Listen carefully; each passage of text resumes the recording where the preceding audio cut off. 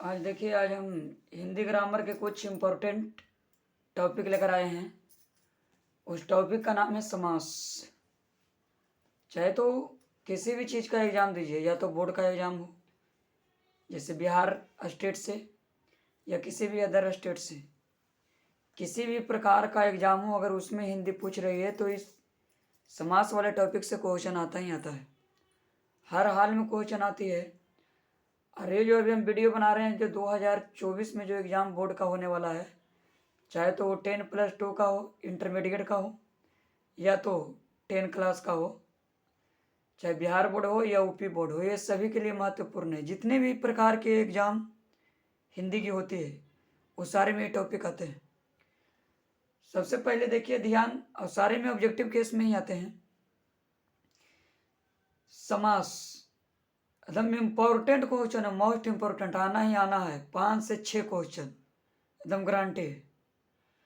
इसमें लिखे हैं समास है क्या। आपको ये नहीं पूछेगा कि समास क्या है। समास दो या दो से अधिक सार्थक शब्दों के मेल से बने शब्द को समास कहते हैं। समास का 6 भेद होते हैं और इसी 6 भेद से क्वेश्चन पूछे जाते हैं। पहला का नाम है अव्ययी भाव समास, दूसरा का नाम है तत्पुरुष समास, तीसरा का नाम है कर्मधारय समास, और चौथा का नाम है द्विगु समास, पांचवा द्वंद्व समास, और छठा बहुव्रीहि समास। ये 6 प्रकार के जो इसके भेद है ना, इसी से आपको क्वेश्चन पूछा जाएगा। तो इसको बेहतरीन तरीके से इसको पहचानेंगे कैसे कि कौन अव्ययी भाव समास है, कौन तत्पुरुष समास है, कौन कर्मधारय है, कौन द्विगु है, और कौन द्वंद्व, और कौन बहुव्रीहि समास। ये सभी के लिए हम ट्रिक लेकर आए हैं। सिर्फ पहचानना है, देखते क्वेश्चन को सोल्व कर देना है। चाहे तो इंटरमीडिएट में आ जाए या तो 10 क्लास में आ जाए। जितने भी प्रकार के हिंदी के एग्जाम होती है सभी के लिए इम्पोर्टेंट है। और इसको जरूर देखिएगा, 6 से 7 क्वेश्चन आपके नंबर को ही बढ़ा देगी। हम हर एक चैप्टर को लेकर आएंगे, हिंदी ग्रामर जो जो टॉपिक पूछे जाते हैं। बताइए, आज हम समास को लेकर आए हैं। पहला देखिए, अब यही भाव समास है। इसका ट्रिक होता है कि जिसमें आप लोग नाम सुने होंगे उपसर्ग और प्रत्यय। उपसर्ग जो होता है वो किसी शब्द के पहले जुड़ता है, जुड़कर एक नया शब्द बनाता है, जिसे हम लोग बोलते हैं उपसर्ग।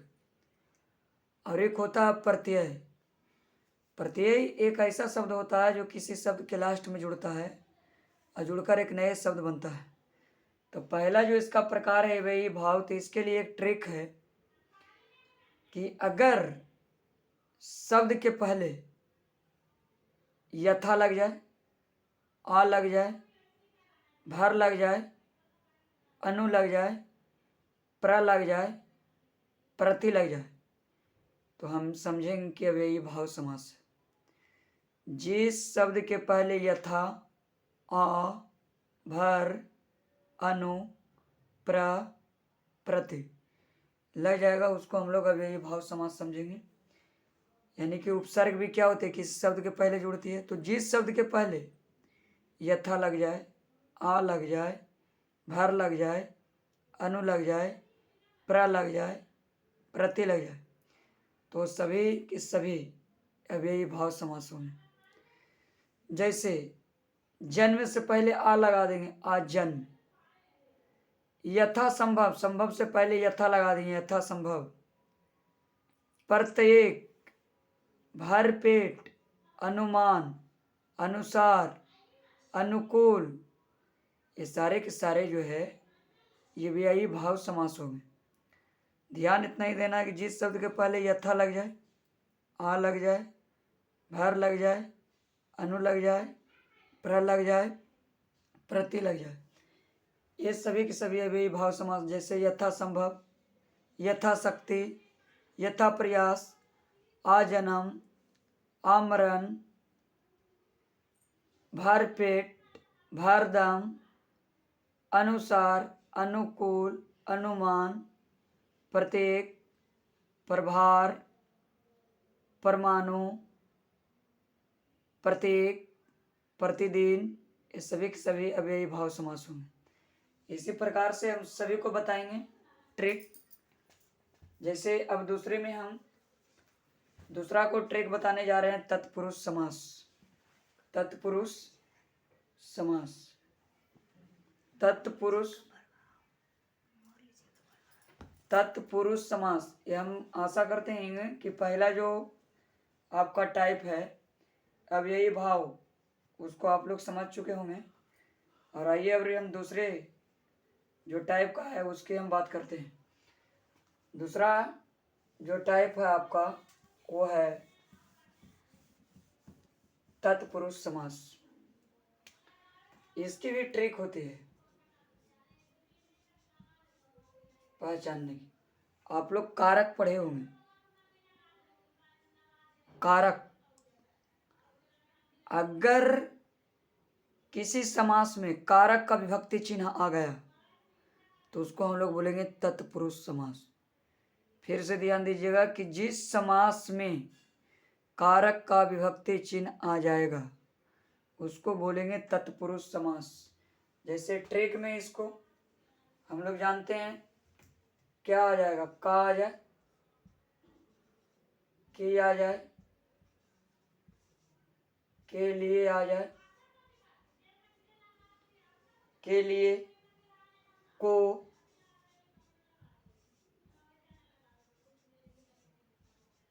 में, पर, से। ये सभी के सभी जो है कारक का विभक्ति चिन्ह है।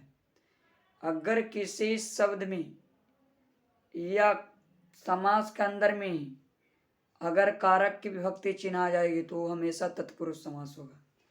जैसे सिखा देते हैं हम। जैसे आपकी बात करते हैं गौशाला या चिड़ी मार,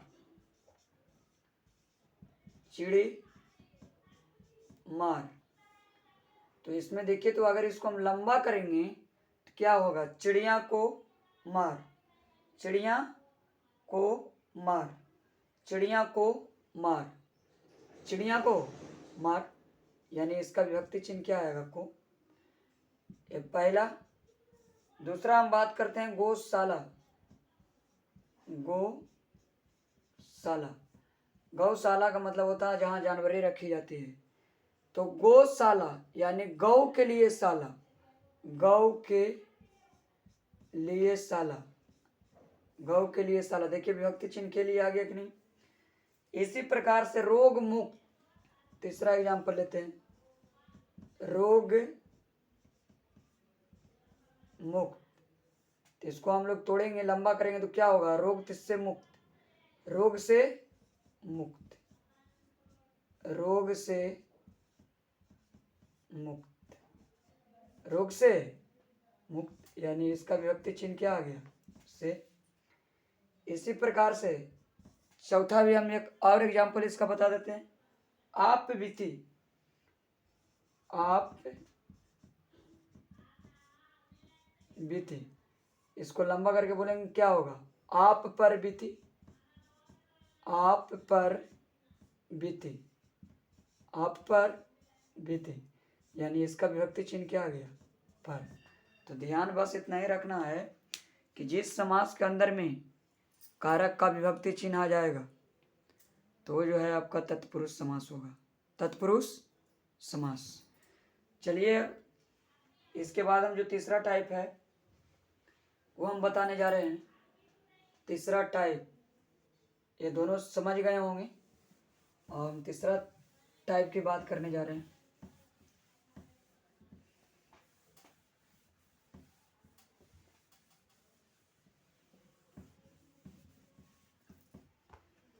तीसरा है आपका कर्मधारय समास।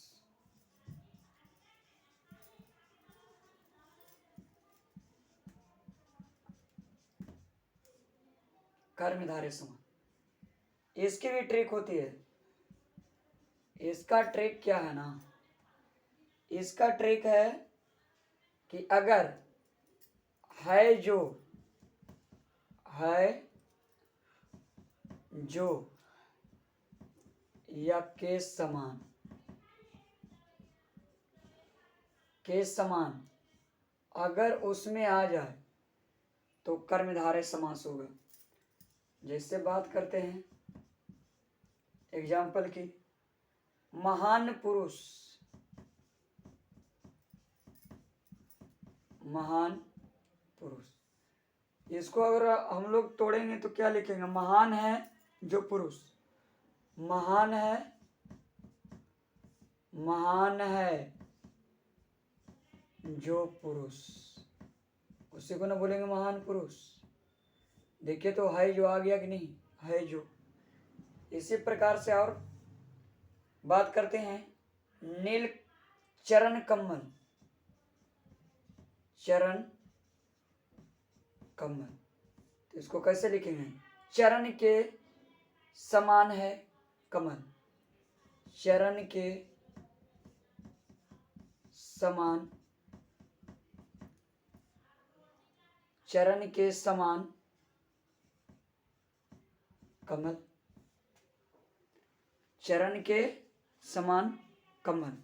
तो जिसमें है जो या के समान आ जाएगा तो होगा आपका कर्मधारय समास, कर्मधारय समास। आशा करते होंगे कि इस प्रकार को भी समझ गए होंगे। आइए चौथा प्रकार भी आपको ट्रिक बता देते हैं। सिर्फ पहचानने आना चाहिए आप लोग को, बस कुछ करना नहीं है, सिर्फ पहचानिए और फटाक से क्वेश्चन को टेक आउट कीजिए। आइए चौथा टाइप, चौथा में है आपका दिग्गु समास। ये तो नाम से ही पता चल रहा है, दिग्गु समास। इसकी भी ट्रिक है। इसका ट्रिक है ना कि अगर प्रथम पद संख्यावाचक हो, प्रथम पद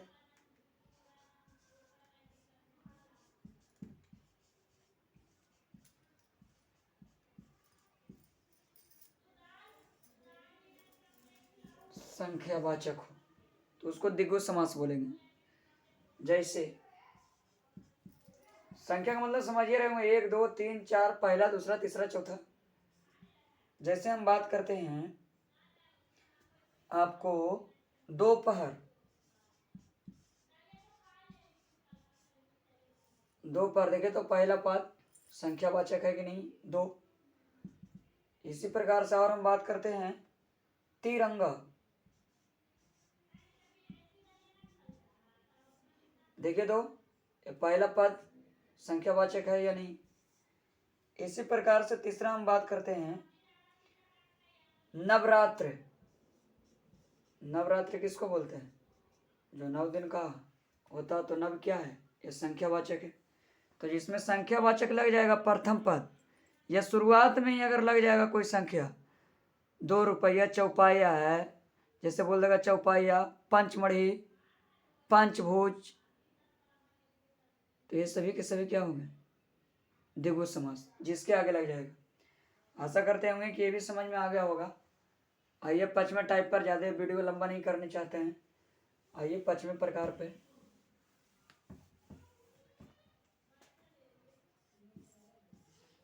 पांचवा में है आपका द्वंद्व समास।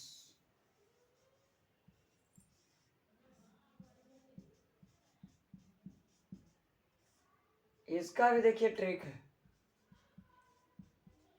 इसका ट्रिक है ना कि योजक का चिन्ह, जिसके बीच में योजक का चिन्ह आ जाए, जिसमें योजक का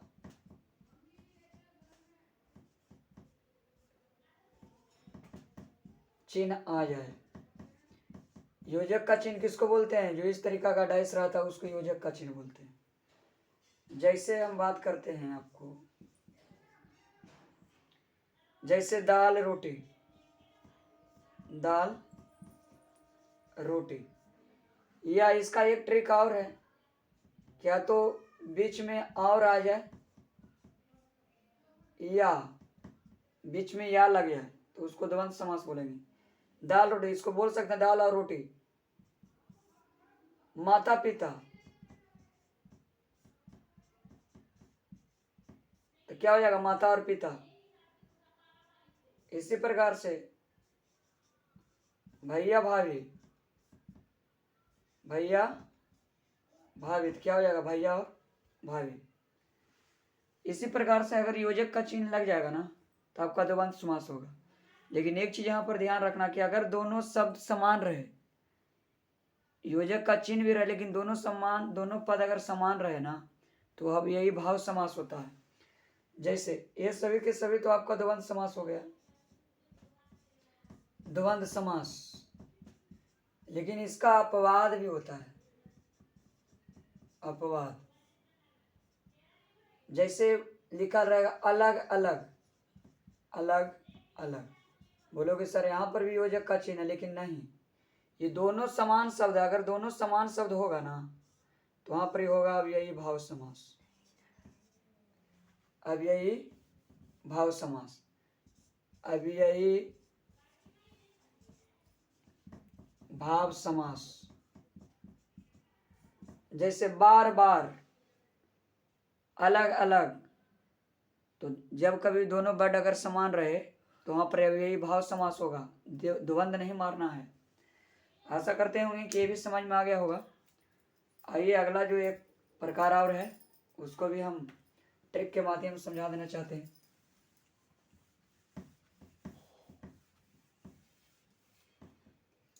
आइए छठा में है बहुव्रीहि समास, बहुव्रीहि समास।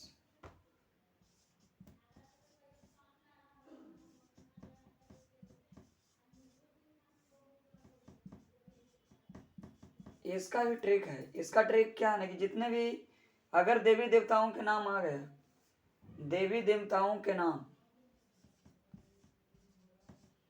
देवी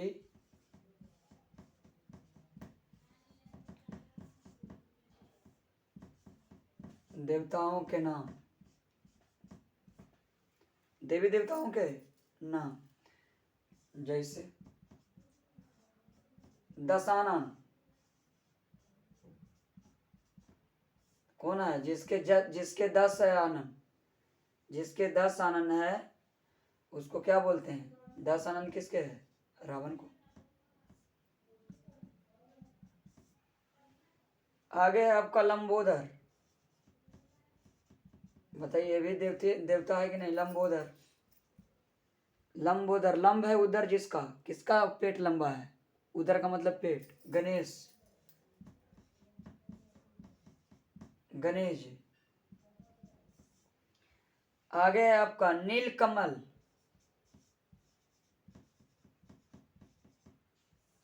नील है कमल जिसका, किसका है, शिव जी का।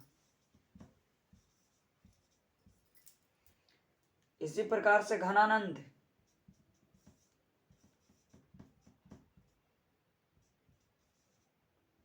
घनानंद कौन है, कृष्ण जी। तो अगर देवी देवता का नाम आ जाएगा ना तो आपका होगा बहुव्रीहि समास। हम आशा करते होंगे कि बहुत अच्छे से समझे होंगे। और अगर किन्हीं को अगर कम भी समझ में आ रहा होगा तो वीडियो को बार बार रिपीट करके देख सकते हैं। इससे 6 से 7 क्वेश्चन एकदम गारंटी है कि बोर्ड के एग्जाम में या तो 12th क्लास हो, चाहे साइंस वाला हो या तो आर्ट्स वाला, और आपका 10th क्लास, सभी में 5 से 6 क्वेश्चन देखने के लिए मिलेगा और हाल हाल में रहेगी क्वेश्चन। हम आशा करते हैं कि मेरा वीडियो पसंद पड़ेगा और आप लोग वीडियो को लाइक शेयर सब्सक्राइब कीजिए। प्रकाश एजुकेशन 2.0 मेरा यूट्यूब चैनल है और इसको थोड़ा सा आगे बढ़ाइए। आप लोग भी मेरे वीडियो को प्यार दीजिए, तभी हमको भी पढ़ाने में मज़ा आएगा। और इस पर थोड़ा सा अच्छा से फोकस कीजिए क्योंकि उससे 5 से 6 नंबर का इसका वेटेज है। आज हम वीडियो को इतना ही तक रखेंगे, फिर अगले बार हम लेकर आएंगे जो इम्पोर्टेंट है, जिससे ज़्यादा क्वेश्चन पूछने की संभावना है। जो टॉपिक पूछ रहे हैं सारे टॉपिक को हम पढ़ा देंगे, क्योंकि 30 से 40 नंबर इसकी वेटेज होती है हिंदी में, चाहे तो इंटरमीडिएट का हो या तो 10th क्लास का हो। मिनिमम 10, मिनिमम 30 और मैक्सिमम 40, इससे नीचे कभी नहीं पूछा है, न पूछेगा, एकदम गारंटेड है। और जो मेरा वीडियो को लाइक नहीं करते हैं, शेयर नहीं करते हैं, सब्सक्राइब नहीं करते हैं, तो जान लीजिए कि बहुत बड़ा गलती कर रहे हैं। लाइक शेयर सब्सक्राइब जरूर कीजिए और आपको बहुत लाभ मिलेगा। हम पे विश्वास करके देखिए।